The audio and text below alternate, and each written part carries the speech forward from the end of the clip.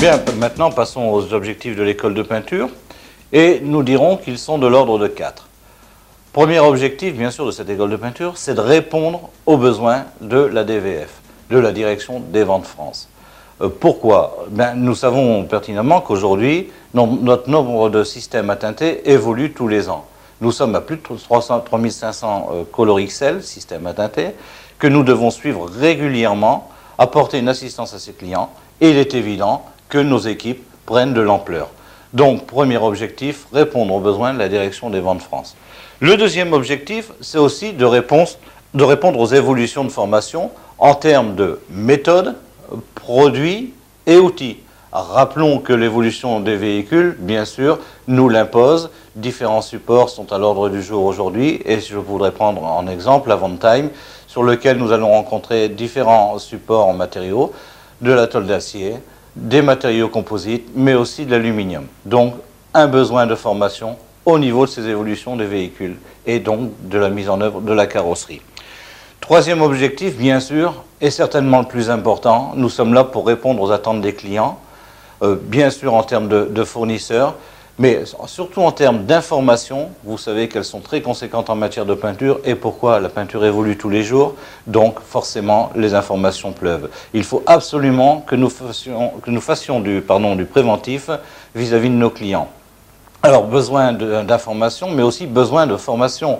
On ne peut pas concevoir sortir un nouvel outil ou un nouveau produit sans une formation de nos clients. Nous sommes donc présents sur le terrain pour former nos clients, mais il est bien évident que nos propres conseillers techniques subissent cette formation au centre technique par l'intermédiaire de l'école peinture, ici à Cergy.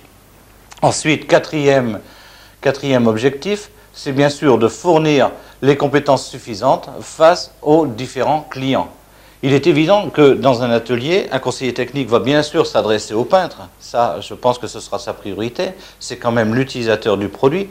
Mais ensuite, il devra quand même s'intéresser et dialoguer avec le chef d'unité, qui lui attend autre chose, déjà certaines idées de gestion, ce qui sera beaucoup plus vrai pour le chef d'atelier.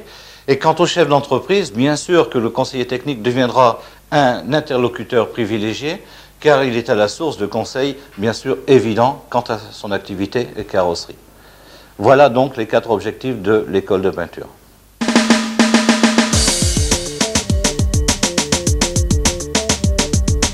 À présent, il est évident qu'il faut quand même analyser ce que l'école de peinture a comme voie de progrès en face d'elle. Les voies de progrès, d'abord, elles s'adressent vis-à-vis des jeunes que nous formons, c'est-à-dire ces jeunes qui ont moins de 26 ans. Il est bien évident qu'à 26 ans, après 6 mois de formation, ils ne seront pas vraiment tout de suite des professionnels de la carrosserie. Bien sûr, nous aurons donné les grandes fondations, mais je pense que la voie de progrès, pour nous, c'est simplement de développer encore des parcours terrain afin d'aider ces jeunes à s'affirmer devant les clients, à les rassurer et à prendre confiance en eux. Ensuite, deuxième voie de progrès vis-à-vis de l'international. Et je crois que c'est le plus important. Aujourd'hui, par rapport à ce que je viens de vous dire, il est certain que nous possédons tous les moyens de pouvoir former à l'international. Je m'explique. Nous avons aujourd'hui ce centre technique, nous avons les outils, c'est-à-dire les modules centraux, et nous avons les personnes compétentes à travers celles que je vous ai citées tout à l'heure. Donc, simplement, aujourd'hui, la voie de progrès pour l'international, c'est bien de se donner les moyens de prendre en charge toute la formation des relais, appelons-les comme ça pour l'international, de former des relais, des filiales nouvellement mises en place.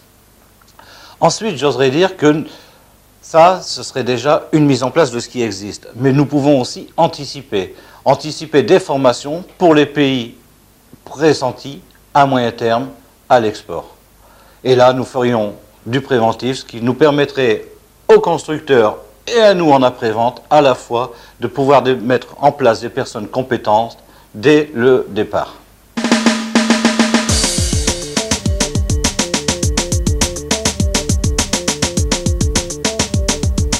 Je voudrais rajouter pour l'international un sujet qui me paraît très évident aujourd'hui.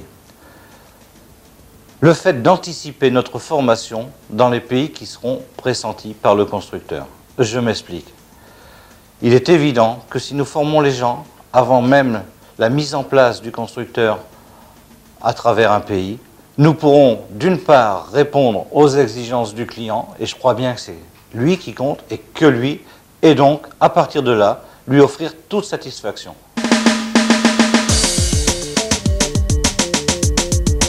Suite à cet exposé, je voudrais à présent vous présenter un transparent sur lequel je vais résumer le métier et les axes de formation de l'école de peinture. Le métier, bien sûr, celui que nous apprenons à nos conseillers techniques et qu'eux-mêmes vont redistribuer aux clients, c'est bien de démontrer et de faire faire, de corriger éventuellement et de refaire faire. Et puis, ma foi, lorsqu'il le faut, reprendre toute cette boucle de manière à avoir une formation performante. Elle se fait à travers quel axe? Donc, les produits qui évoluent, ainsi que les outils, les méthodes du constructeur, ainsi que les différents supports de plus en plus innovants aujourd'hui. Grâce à qui cette formation? À la mise en œuvre faite par les SSPSI, aux développeurs, ainsi que les ATR qui sont le relais de formation sur le terrain, et moi-même.